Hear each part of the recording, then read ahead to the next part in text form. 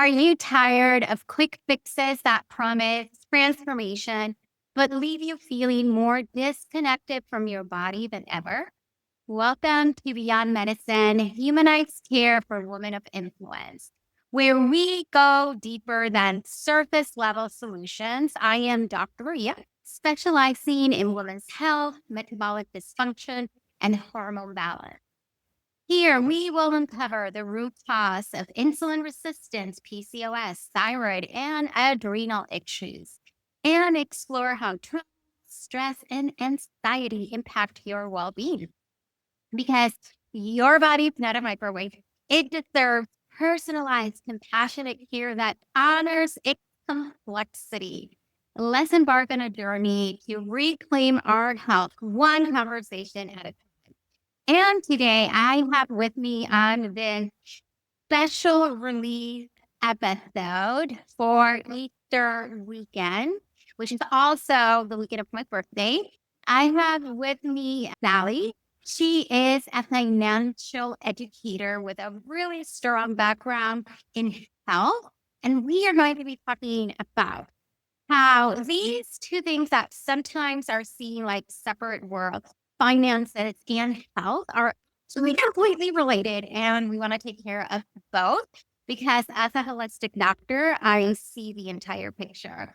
So, welcome to the show, Sally. How about if you start by introducing yourself, telling us a little bit about who you are, what you do, how is it that you're mixing these two science and some fun about who you are. Oh, Maria, thank you so much for allowing me to be part of this really special weekend for you. I really am honored that I get to celebrate your birthday and really talk about two of my biggest passions, health and finances, and how they really relate together. So I am a Texas girl through and through. I graduated from the University of Houston, and I have a master's degree in physical therapy from Texas Women's University. And I have been a financial educator for about 5 years now, but I also have been a physical therapist in one of the major hospitals here in Houston, Texas, level one trauma center. And I've been doing that for about 16 years. Mm. And so, what I would say about the blessing of me having that strong background in health, it's not necessarily how does the body work and understanding all the metabolic processes. It really ultimately is seeing the effects of our smaller choices and how they potentially impact us when we have potential health challenges. Because many times, especially where I worked, I was helping somebody after a very devastating, life changing event that Mm. they would never be the same afterwards. Think about it. One moment you're driving in your car, and then you're suddenly in an accident. And then when you wake up, the medical team is telling you that you may never walk again because you have had a spinal cord injury.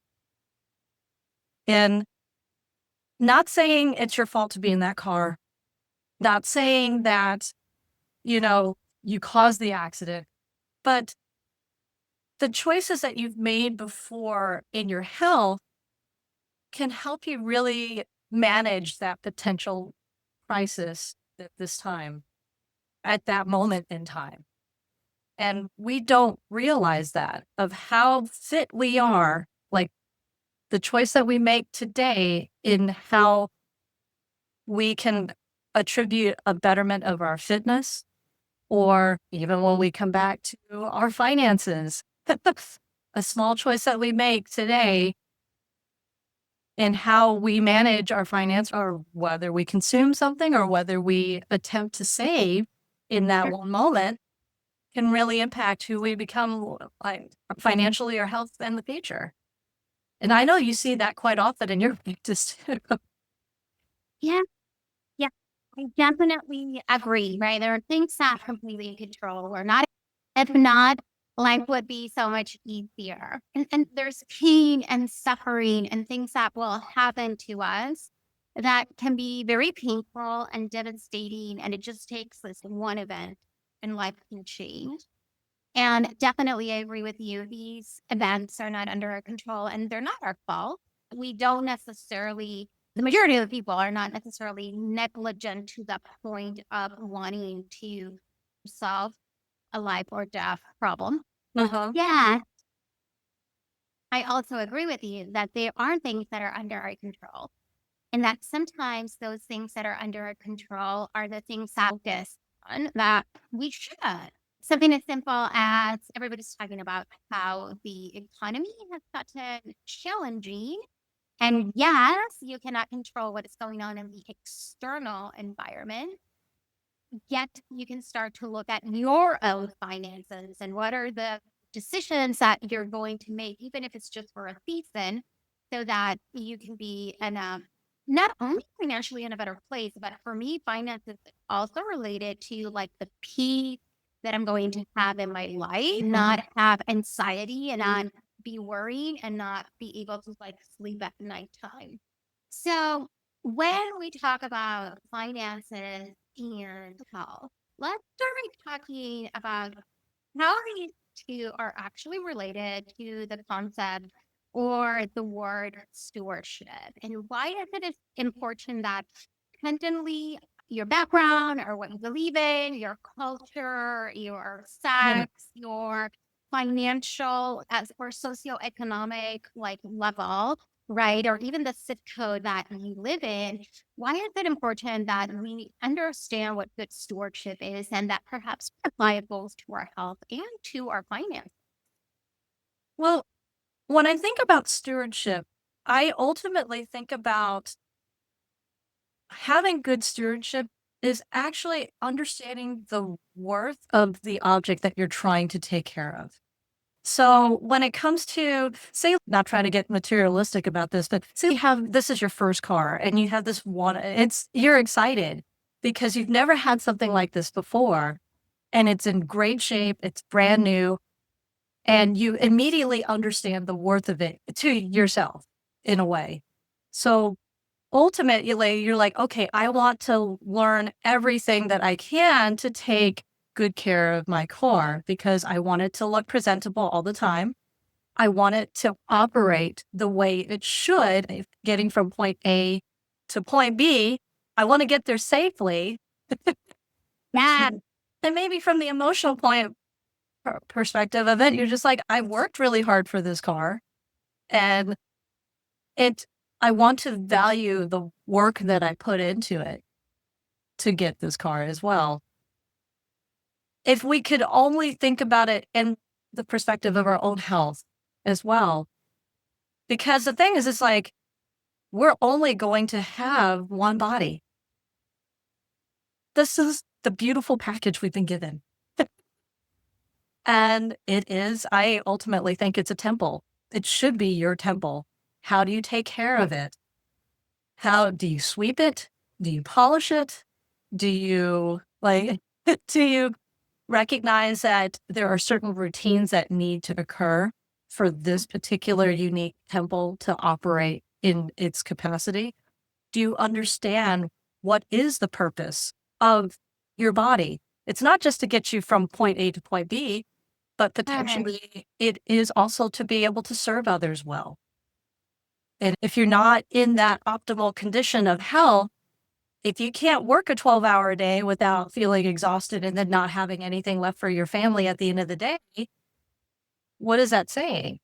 If you are eating inappropriately for your body, potentially that leads to being more fatigued, more exhausted, having different emotions that you don't want to have, like the anxiety and the depression that comes from not having good fuel inside yourself. So then when I think about finances as well, it is an important part of our overall health because of the fact that in order for us to really interact with our environment well, we need to have peace of mind of having ample resources to handle that. And I hate to say it, but a lot of times in many interactions in our daily life, we need to utilize something to barter. money and understanding how money, just for the sake of stability, and how we make even our health choices. It's like, oh, should I get this potential health insurance? How much premium do I want to pay? Do I understand that if I have a higher deductible, I'll have a lower premium? But then that means if I have a health emergency, I have to be able to pay more of it for myself and plan for that. Because if we don't understand that and the health emergency actually occurs and we're like, oh gosh, it's too much money, I can't pay for it, then we neglect our health later on. That's a very practical way of looking at it. But the other piece of it is that when we do have peace of mind of actually understanding how money works, how it works in our financial foundation, we are we have that peace of mind that we're providing for ourselves, we're providing for our family well, and other characteristics actually of the goodness that we have inside us potentially has more out ability to come out. Like our ability to when we're provided for and we're more at peace, we make more peaceful, generous decisions. Right, right. And so a couple of things, right, that came to my mind. So usually I see the way of approaching life, especially for females. We take care of everybody else and then we don't take care of ourselves. I know. And I get it. Usually female patients are wearing multiple hats. And by that, I say they're working and they're taking care of kids. They are also spouses, family, friends. So they have all of these roles. And sometimes they're even caregiver for their own parents. Mhm. And as all of this happens, they continue to put their own health behind. One of the things that I tell them is, look, if you are not taking care of yourself, if you are either not loving yourself, if you are not in the best health that you can be because of the small choices that you're doing, or even keeping up with your physician's appointment, your screening tests, all of these things that we need to do. And I think that it's also important to mention that a lot of this goes beyond the productivity driven mindset that the Western side of the world tends to have. Yep. So having good health is not only for me, it's not only about I need to have good health so that I can be more productive. But for me, also having good health is again about stewardship. This is like the body that I have been given to embody the spiritual aspect of who I am and who I was created to be. And so therefore, this is like the vessel I was given so that my spirit can live in it and and be here. And while this vessel and spirit is here out in the world, I want to take care of it so that I can live a life of purpose. Meaning while still enjoying the fact that I'm here in this world and I can enjoy beauty and I can enjoy creation and travel and snorkel and kayak and it's like all of these beautiful things. Because even to be able to go on a vacation and enjoy the vacation, we still need both. We need good financial health, right? Yes. And we need physical health of our bodies. Those are both needed. Yeah, I couldn't agree with you even more, honestly, because and something that I really talk about with a lot of the people that I do financial education with, and how even when I was a physical therapist, is that we have to value ourselves first in order to love others well. Our ability to love and to give well to others ultimately does first come from your ability to trust yourself, your ability to love yourself, and to find the true value in yourself, to care for yourself and find yourself worthy to be able to share your gifts and assert like your abilities into the world. itself. It's that whole when we fly on an airplane, what does the stewardess tell you if we have some emergency? You put the face mask on who first? Well, because if you're no good, then you can't help the other person right next to you. You're having difficulty. You have to value yourself first. And a lot of times, yeah, a lot of us women, because we're so nurturing, we're made this way.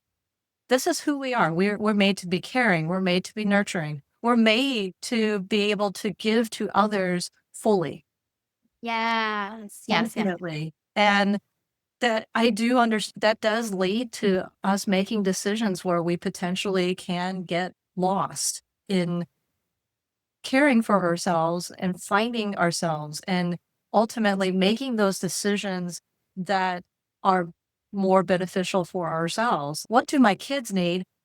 They need a good mommy. They need a happy mommy who is fit, who can make sound decisions with clarity and conviction and honor and love and gratitude. How do I do that? I have to keep growing as a person. I have to keep learning. I have to find what are the good decisions I need to make to steward my body well, to steward my mental health and my spirituality well, and ultimately how to steward the finances of our family well. Because the things that I know it seems like a lot, but I've started to really think about it from the perspective of, yes, it is a mountain to climb, but Right. we make one small choice that's a little bit different than the day before, that's in the betterment of ourselves, financially, health wise, spiritually, emotionally. We're better off than making no small choice at all. I've actually started thinking about the whole perspective of if I can make a 1% betterment of myself every day, starting from today, I realize that 365 days from now, I it compounds and potentially I will be 37 times better than I am today. And it's just ultimately making one small change. Yes. And that one small change, one small step, one small habit, which I love the book Atomic Habits. Yes, I love that book too. I'm going to read that. So if you have never read it, you should. Atomic Habits by James Clear. Absolutely great. And I think that approach of this one habit that we're going to make easy, it goes into health, both your financial health as well as your physical health, your emotional health, your spiritual health, right? So when we look at health from a holistic perspective, it's not only about your body, but it's also about your relationships and the emotional aspect, the spiritual aspect, your career aspect. That we look at all of this, and this gives us a broader view of who this person is and what are the areas in their life that are just not going well. And when we are talking specifically about financial health, and these are conversations that I have with my patients. They're related to like cost of care. Yes. And I can definitely understand sometimes the cost is expensive, yet also sometimes it's about the priority. What are we willing to perhaps spend $100 in versus not? That makes a difference. But part of what I also educate my patients a lot in is, so what is a health savings account? What is a flexible spending account? How are these different? That they can actually use these accounts to pay for services.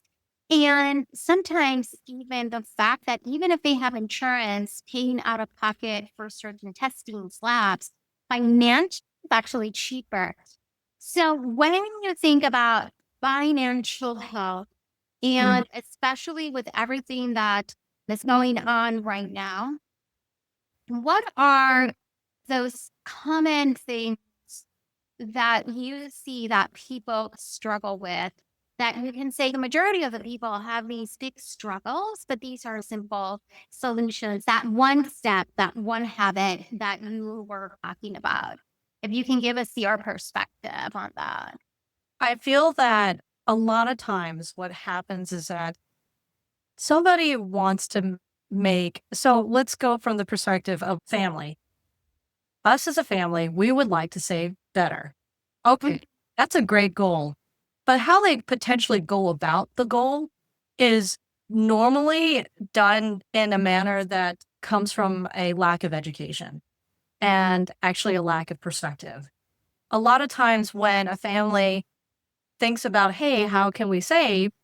They immediately think about potentially not necessarily doing a long tested, proven method of paying yourself first out of your paycheck. I think that's the one thing. That's the very first thing that many families don't do. They don't pay themselves first. Say in a $5,000 a month, you'd make $5,000 in a month. Normally, a family would be like, oh, I'm going to pay all the bills first, and then whatever's left over, I'm going to save, as opposed to understanding, yes, there are certain parts of our finances that are fixed and we need to take care of. Like, we need to take care of the house payment. That won't change. We need to take care of the car payment. That won't change. You can't change those things. Right. So those understanding those fixed expenses and knowing, okay, this I must have to pay for. But then that means I have $3,000 of fixed expenses. That means I have $2,000. How much of that am I going to pay myself first? Let's make this decision. I'm going to pay 20% of that $2,000 to myself first. That's $400, like in a place that I promise I will never touch. Then that means the variable stuff, how much I get to go out to eat? How do I splurge on myself? How to adjust those things for that? But you paid yourself first to be able to save for a rainy day later. Building that small thing instead of, you know what, I want to make more money. Let's do more risky things, such as not utilizing potential investment vehicles that we don't understand fully. I'm not going to name any particular one, but I'm just going to say going into something and thinking it's going to benefit you in a particular way, but because of education and you're not understanding it and we're not putting in the discipline and time to understand it well, potentially leads to losses and more pain to our finances that we realized just because we made one small choice that was not done with mindfulness and discipline and hurts us ultimately.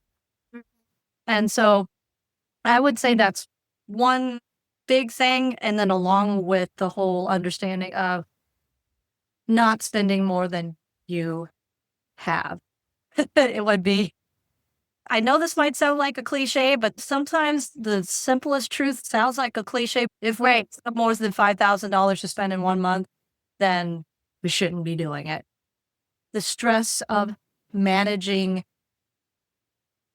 other outside influences like the debt and whatever like that you're creating adds more anxiety than is needed in a situation, and many times leads to other decisions that potentially could be more harmful to our finances.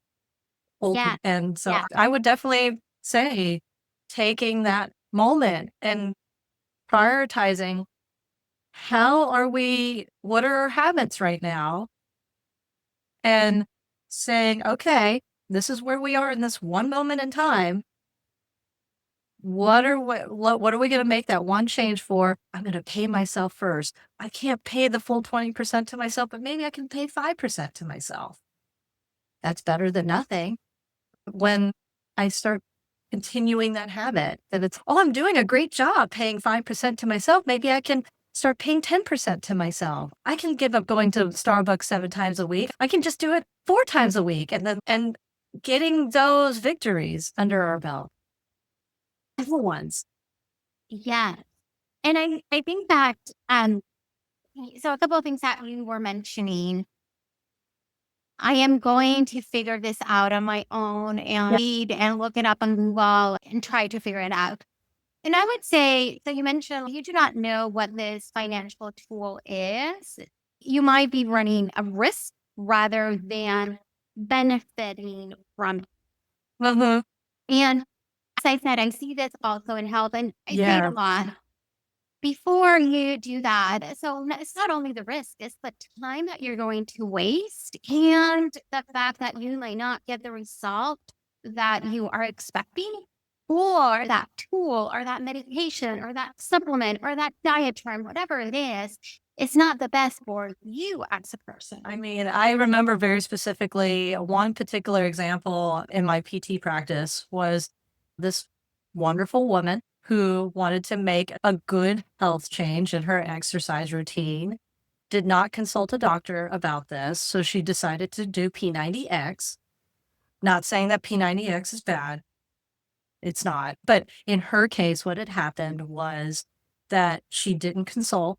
She was going from 0 to P90X, and then unfortunately ended up in our hospital after having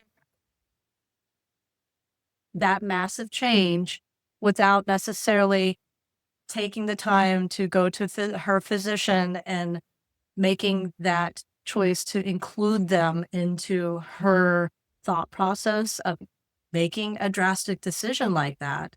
Because she did the research. She's like, everyone's doing it. Everyone seems to be getting better. Everyone taking that blanket information of like, everyone's doing better with this, thinking potentially it was good for her.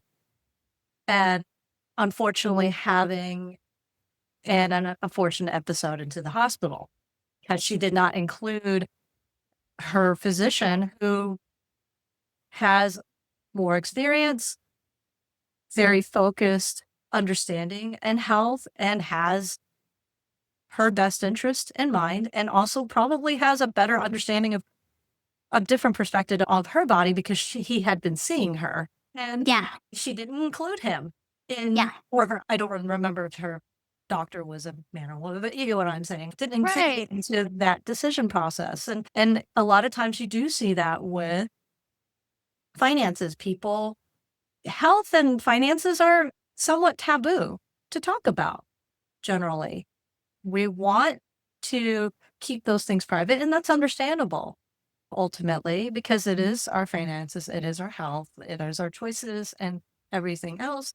But what I would say is that sometimes we need a trusted perspective outside of ourselves who has different experiences, who has potentially more focused study in the area that you don't have. The person like that you're asking and yourself to grow as people to share in those experiences together because perhaps that person, even though they have a more focused understanding of health, when they meet you and they get your experience, it helps them grow in their practice as well. So you're also helping them become better as well as you becoming better on top of it. And I think that, and what's one of the things that you mentioned that I think that is important is ask for help. You might be afraid of asking for help, or you might feel shame, or you might say, oh, they're going to charge me too much money. So I'm just going to save that money and figure it out on my own.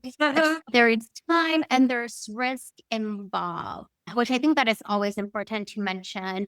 I also like the fact that you mentioned this concept of living within your means.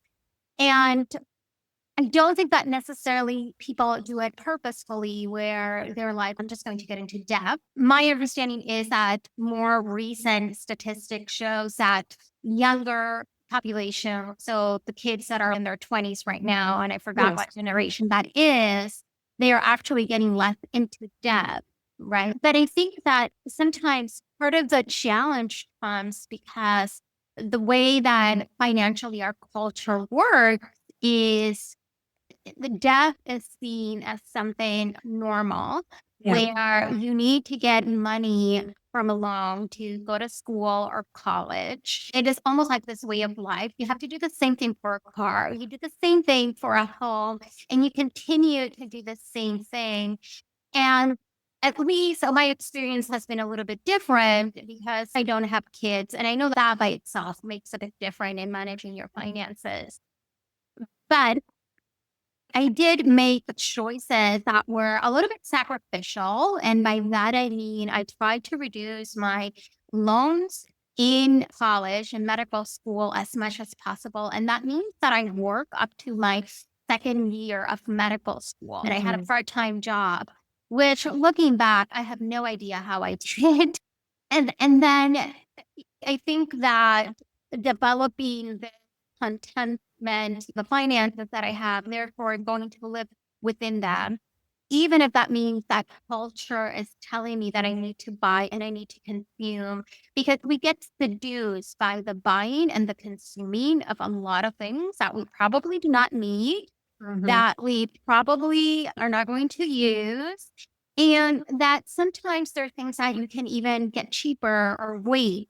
I love that 24-hour rule of waiting 24 hours and then going back. Or do you really need it? Do you really want it? So, as we to the close of kind of like our conversation, what are three very actionable steps that for those of us that are listening, when they say my financial health is not in the best situation, and again, cannot control the external environment in terms of what's going on, but I understand that I want to be a good steward of my finances. I want us to start to pay attention to my financial health.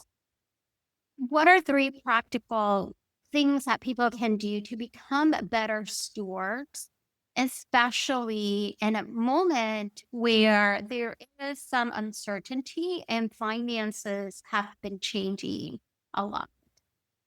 Well, that's a great question. So the first thing I will definitely say is if we want to make a change, we need to have a true understanding of where we are at this one moment in time. So first, I would suggest really taking a hard look at our financial picture at this one moment in time. What I'm saying is one simple thing is taking a look at your bank statements from the past 3 months, not relying on the bank to do the little cute little category pie chart thingy for you, going, this is how much you spent on dining. I mean, literally looking at it yourself, you take accounting of it. This may take 30 minutes. This may take an hour. An hour well spent looking at the past 3 months of your expenses and then understanding, am I saving anything? Am I, do I want to make a change? And then making that decision, yes, I want to make a change, or no, I'm happy with how my finances are at this moment in time.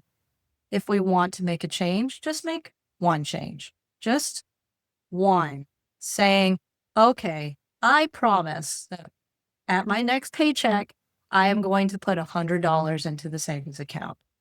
I promise I will do that. And then actually do it. And then the third thing would be once you've started, keep track.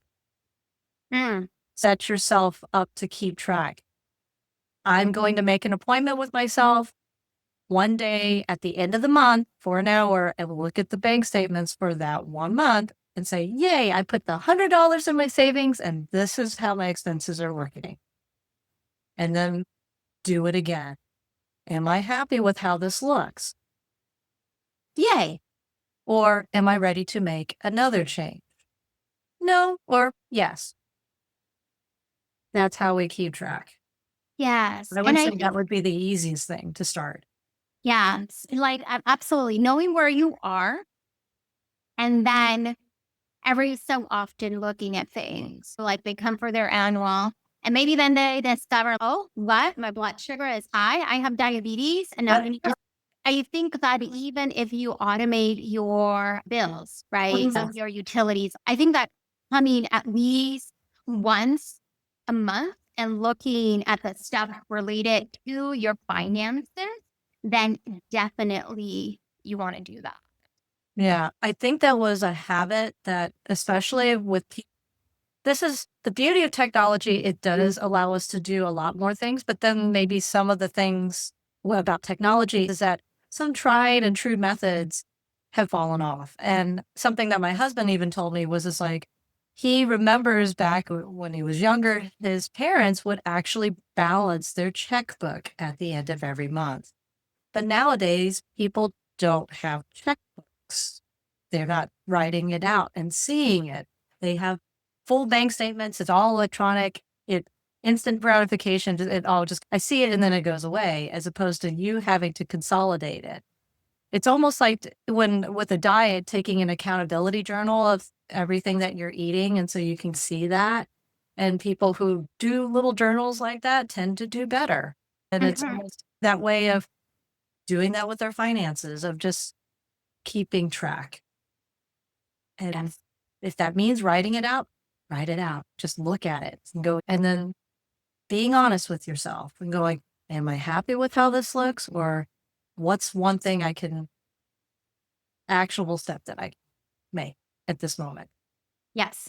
As we come to the close, I am wondering if you have any last word of wisdom for our listeners when it comes to financial health. And hey, how can I be educated by her? Because yes, I have tried on my own and it's just not working as I would want, or I realize that it's better to have help if they can connect with you in a way. So if you can share that with us, be great. I really thank you so much again for this opportunity to have this conversation, because this conversation needs to be had more often. And I really am looking for more opportunities to educate more in a community outreach setting, in groups.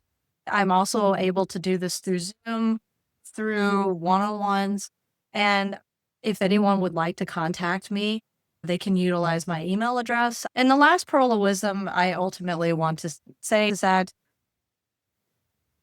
who we are today is a culmination of the choices that we have made in the past. We are the best version of ourselves at this one moment in time. We really are. And ultimately, a decision that we make today, an action that we take today, will help shape who we become 10 years from now. So, who do we want to become? And how do we Yeah. follow through with that? Yes, absolutely.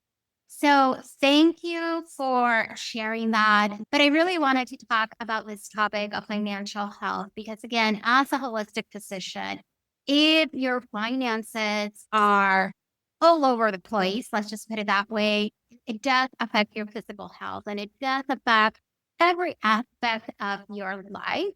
So thank you, Sally, for being here. I think that this is a special episode release. We really do not release episodes on Friday, but I wanted to go ahead and do this because this month is Health Literacy Month. Click the link to share and send it to a family or a friend that you know that needs to listen to this conversation. Thank you, Sally, for being here. It has been a wonderful conversation. And thank you to our listeners. Until next time, bye.